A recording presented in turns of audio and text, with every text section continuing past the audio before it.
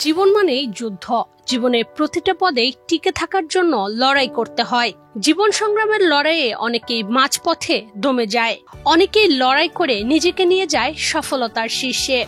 জীবন সংগ্রামের লড়াই করে সফলতার চৌকাঠ পেরিয়ে সাফল্যের আলো খুঁজে পাওয়াদের একজন নাদিয়া নাদিম। শুধু জীবন যুদ্ধ নয়, সত্যিকারের যুদ্ধে জয়ী হয়েছেন বর্তমানে ডেনমার্ক নারী ফুটবল দলে খেলা আফগান ফুটবলার নাদিয়া নাদিম। বর্তমানে বিশ্বের অন্যতম সেরা নারী ফুটবলারদের একজন তিনি। নাদিয়া নাদিমের যশ খ্যাতির পেছনে রয়েছে এক সংগ্রামের গল্প। একটা সময় বেঁচে থাকার লড়াইয়ে জীবনের স্রোতে খড়কুটোর মতো ভেসে যাচ্ছিলেন নাদিয়া। 1988 সালের 2 জানুয়ারি আফগানিস্তানের হেরাতে জন্মগ্রহণ করেন নাদিয়া নাদিম। বাবা ছিলেন সেনাবাহিনীর জেনারেল।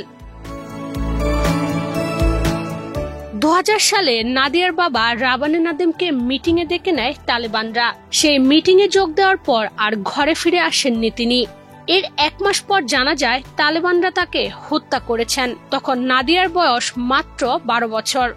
এমন পরিস্থিতিতে মেয়েদের জীবনের নিরাপত্তা নিয়ে চিন্তিত হয়ে পড়েন মা হামিদা নাদিম। তিনি বুঝতে পারেন যে কোনো সময় পরিবারের সবাইকে হত্যা করা হতে পারে। তাই স্বামীর ভিটে বাড়ি বিক্রি করে রাতের আধারে 5 মেয়েকে নিয়ে ছোট্ট এক ঠেলাগাড়িতে করে রওনা হন হামিদা। বর্ডার পার হয়ে পৌঁছে যান পাকিস্তানে। 2 মাস থাকেন করাচিতে। Gold's Gym is a globally recognized and well-established fitness brand with over 600 franchises around the world. Now at the Boshundara Sports Complex and Boshundara City. Gold's Gym Bangladesh. Admissions now open. জীবন বাঁচাতে মিথ্যা পরিচয়ে দালালের মাধ্যমে Italy যাওয়ার ব্যবস্থা করিয়ে নেন। অবশ্য এর কয়েকদিনের মাঝেই ইতালি পৌঁছে যান তারা। কিছু আত্মীয়ের বসবাস ছিল ইংল্যান্ডে, তাই ইতালি থেকে ইংল্যান্ডে যাওয়ার পরিকল্পনা ছিল হামিদা নাদিমের, তবে পারেননি। কয়েকদিনের বাস ভ্রমণ শেষে তাদের আশ্রয় হয় ডেনমার্কের এক শরণার্থী শিবিরে। ডেনমার্কে গিয়েও 15 বছর বয়স পর্যন্ত নাদিয়ার স্বপ্ন দেখতেন একদিন তার বাবা ফিরে এসেছে।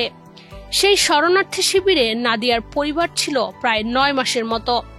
সেখানে খুব কাছেই একদিন নাদিয়া মেয়েদের একটি গ্রুপকে ফুটবল খেলতে দেখলেন। বাঁশের বেড়ার পেছনে লুকিয়ে লুকিয়ে ফুটবল খেলা দেখতে দেখতে একদিন সাহস করে চলে গেলেন ফুটবল মাঠে। সেখানে 2 মাস অনুশীলনের পর নাদিয়া প্রথমবার ডাক পেলেন প্রতিযোগিতামূলক ম্যাচে। শরণার্থী ক্যাম্পে থেকেই নাদিয়া নিজের স্কিলে আরো উন্নতি করতে থাকলো। নাদিয়ার ফুটবল স্কিল দেখে B52 অলবার্গ ক্লাবে ভর্তি করিয়ে দেন তার কোচ। সেখান থেকে আর পেছনে ফিরে তাকাতে হয়নি নাদিয়াকে। পরবর্তীতে ভিবোর্গ, আইকে স্কোপবাকেন এবং ফরচুনার হয়ে খেলেন তিনি। এছাড়া স্কাই ব্লু এফসির হয়ে আমেরিকায় ন্যাশনাল উইমেন্স ফুটবলে খেলেন নাদিয়া। আমেরিকায় পোর্টল্যান্ড থ্রন্সের হয়ে 37 ম্যাচে 19 গোল করার পরই চোখে পড়ে ইংলিশ কাপ ম্যানচেস্টার সিটির। নাদিয়ার স্বপ্ন বাস্তব রূপ নিতেই ছুটছিল অদম্য গতিতে। খেলার পাশাপাশি নাদিয়ার ইচ্ছে জাগলো ডাক্তারি পড়ার, কারণ খেলাকে নিজের প্যাশন হিসেবেই ভেবেছেন সবসময়। 5 বছর পড়ার পর তিনি ডাক্তারি সার্টিফিকেট পান। নাদিয়ার ডাক্তারি পড়ার পেছনে সবচেয়ে বড় কারণ ছিল অসহায় মানুষের সহযোগিতা করা। মানুষের পাশে থাকার ইচ্ছে থেকেই নাদিমের এই পেশায় আসা। খেলার ও ডাক্তারির পাশাপাশি প্রায় নাদিয়া বিশ্বের বিভিন্ন প্রান্তের শরণার্থী ক্যাম্পে ঘুরতে যান। সেখানে নিজের ধ্বংসস্তূপ থেকে উঠে আসার গল্প শোনান। ডেনমার্ক জাতীয় দলে খেলার পাশাপাশি নিজের ফুটবল ক্যারিয়ারে একে একে খেলেন ম্যানচেস্টার সিটি, PSG, এসি মিলানের মতো বড় বড় ক্লাবে।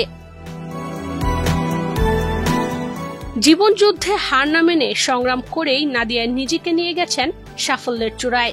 একসময় জীবন বাঁচাতে অবিরত অজানা গন্তব্যে ছুটতে থাকা নাদিয়া এখন অন্য অনেক নারী ফুটবলারের জন্য দৃষ্টান্ত।